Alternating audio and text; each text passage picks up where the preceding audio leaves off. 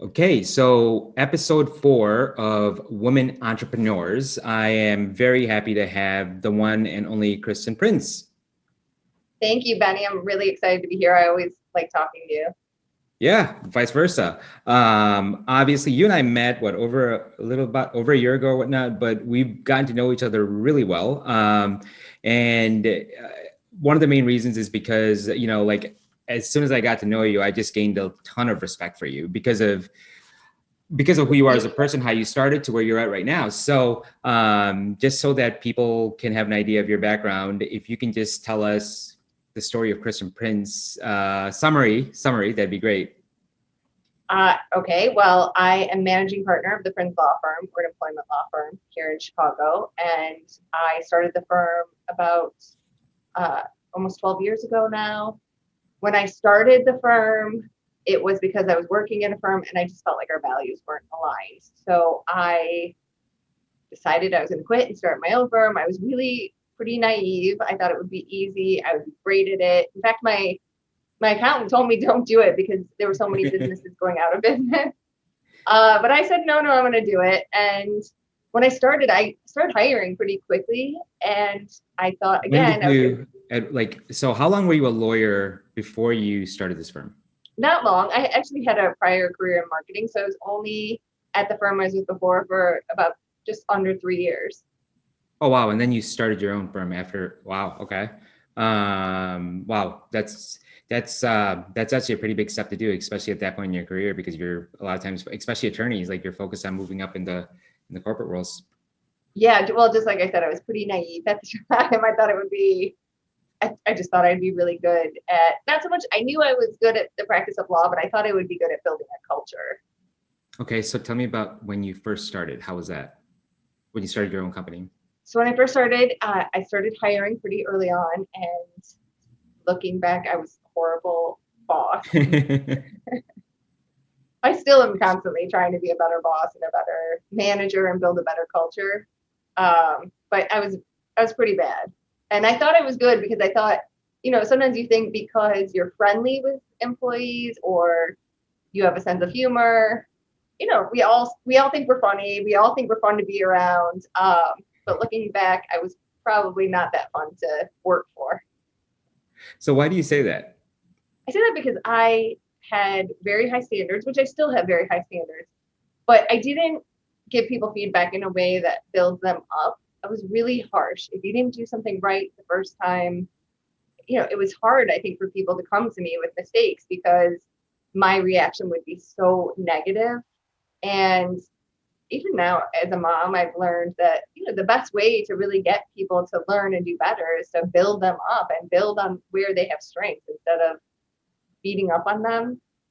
And I wish I could say, oh, I'm really good at that now with my team, but I still have days where go home and I think, oh, that interaction or that feedback, that just it didn't feel good for me either. And I can't imagine it felt good for them. What made you become aware of that what the way you were how you were acting was not getting the impact that you wanted? Like what made you become aware of that? About 6 years ago, I think it was, my husband his company sent him to this training. It's actually called Bell Leadership. I'm a big advocate of it. And they do a 360, and they don't just ask your employees, but they ask people that you've worked for in the past. They ask your employees, they ask family members, they ask colleagues. So you can have them ask as many people as you want. And they give you training over the first couple of days. So you actually don't look at your own information until near the end. And when they gave me the information, I was pretty proud of myself because my answers and the 360 answers were almost exact. You could see that I was very aware of my negative qualities and my positive qualities, Okay. but I wasn't aware of how I made people feel. So at the end, you read the comments about the impact your behaviors have on people. And in that session, I remember in front of everybody just breaking down and having to leave the room to just collect myself because it was pretty shocking how negatively I impacted people I cared about and how much they felt beat up and judged by me. So it But was, you had no idea.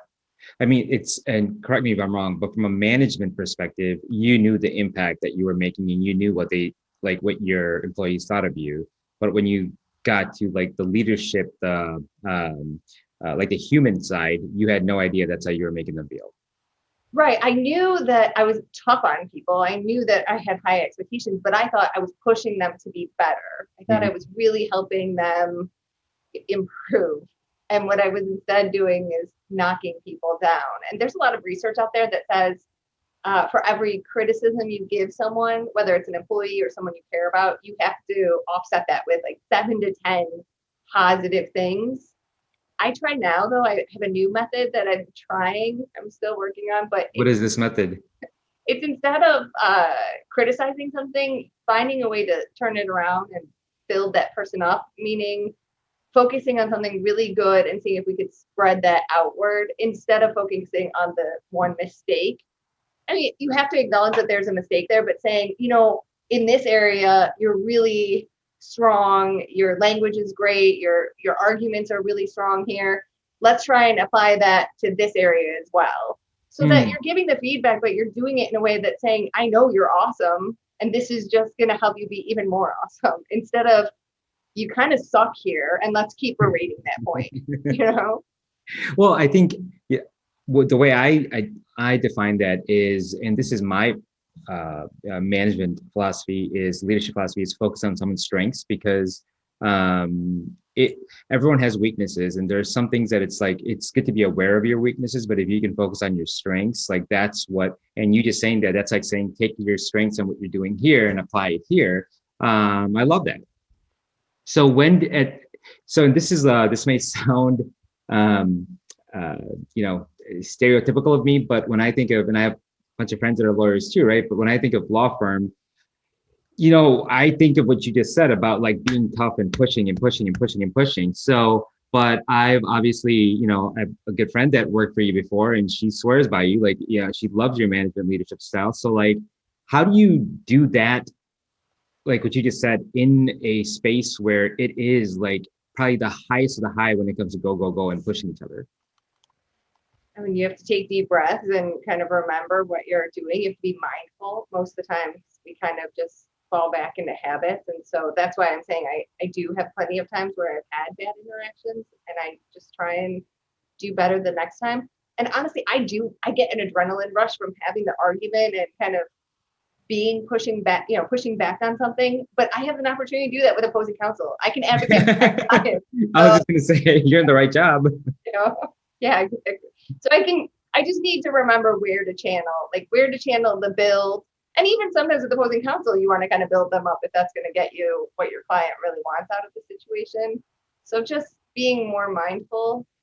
It's hard, but I do go back a lot of times to the feedback that I got and also some of the tools that they teach you. And the biggest thing is if you want to build a great team, you do have to keep working on yourself because you're the one who can impact every interaction that you have every day.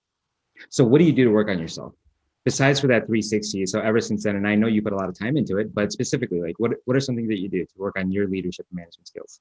I try and engage in like self-care and work out every day and be mindful of these things. But mostly at the end of the day, I do try and look back and think, where did I have some really good interactions and how can I have more of those? And where could I have been better? So that I'm trying to really embody the things that I want my team to do as well.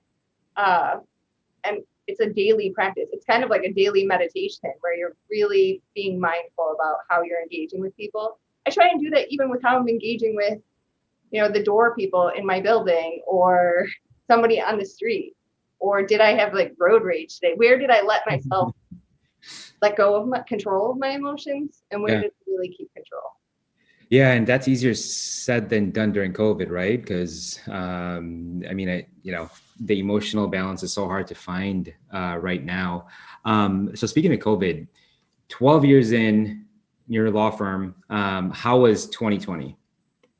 2020 actually was a very busy year. And I think because of that, I had a lot of failures in terms of my engagement with people. But from a financial standpoint or success standpoint, we're growing, people need us. There's a lot of there's a lot of just uncertainty, and uncertainty is usually good for lawyers. People have a lot more questions when there's more uncertainty.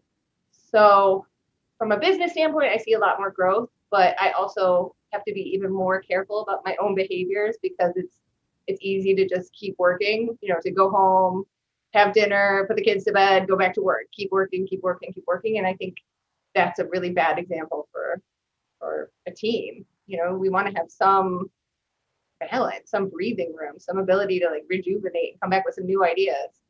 Yeah.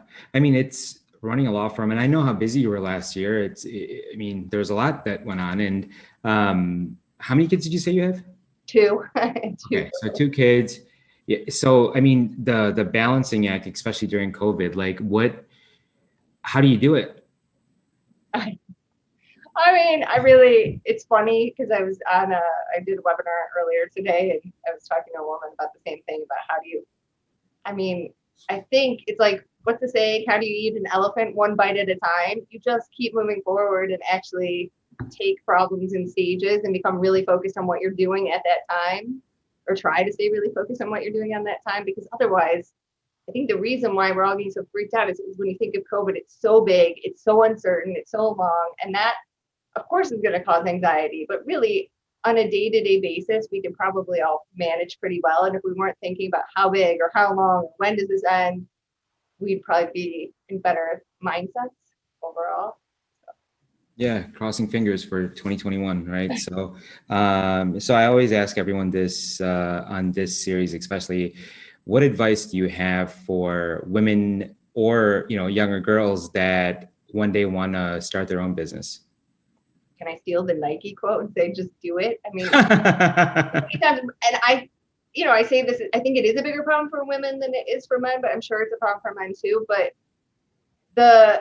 we put up the hurdles, we create these issues about, oh, I can't do that because of the, in fact, actually this month, I've been thinking a lot about what hurdles have I put up that have prevented the firm from growing even more, or what hurdles have I put up that have prevented me from getting out there and doing things that I've always wanted to do. So removing those, quieting the voice in your head that says you can't do this, and just do it. Even if you fall and fail and have to get up and try it again a million times. I mean, it's funny. It's very easy when we tell our kids, I tell my daughters all the time that, how do you learn something? By trying and failing. So I tell everybody, get out there and do it. And it was the best decision I ever made. I love having my own business. I love my team. I feel actually really fulfilled by the fact that I'm helping other people build their careers, even when they leave, like Remy did.